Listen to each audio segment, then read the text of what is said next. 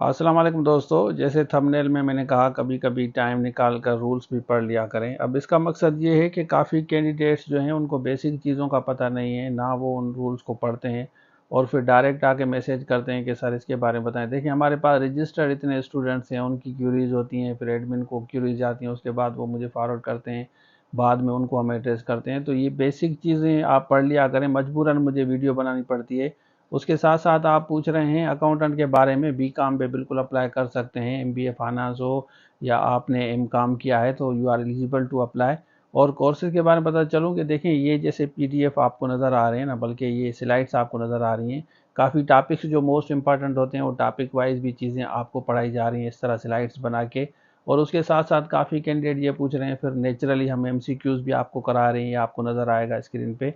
तो उसके बाद हम एमसीक्यूज़ भी, जैसे देखें 40 एमसीक्यूज़ आपके कवर होंगे, 10% इंग्लिश वो मैं पढ़ा रहा हूँ। तो ये हम सीरियस नोट पे तैयारी करा रहे हैं, जैसे आपकी सीट 100% सिक्योर हो।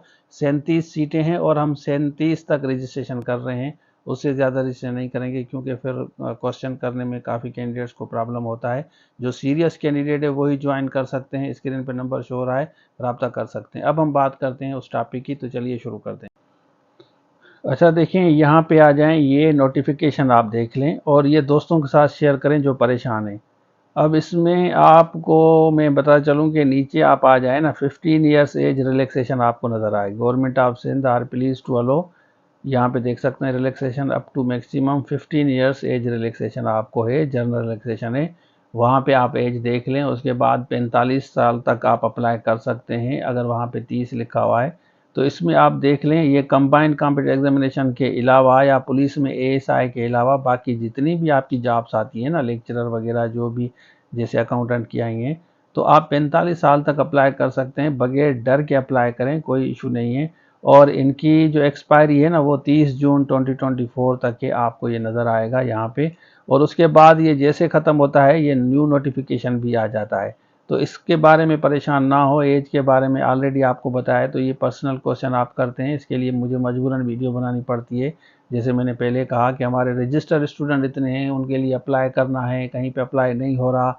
जैसे अकाउंटेंट के लिए काफ़ी कैंडिडेट का अप्लाई नहीं हो रहा था, तो हमारी टीम ने डायरेक्ट जाके अप्लाई किया है। ज़ाहिर है नेचुरली फैसिलिटेट करना होता है। जो बच्चे रजिस्टर्ड हैं या जूम लाइव क्लासेस ले रहे हैं, तो अप्लाई नहीं होगा तो उनका जूम लाइव क्लासेस का भी फ़ायदा कैसे होगा?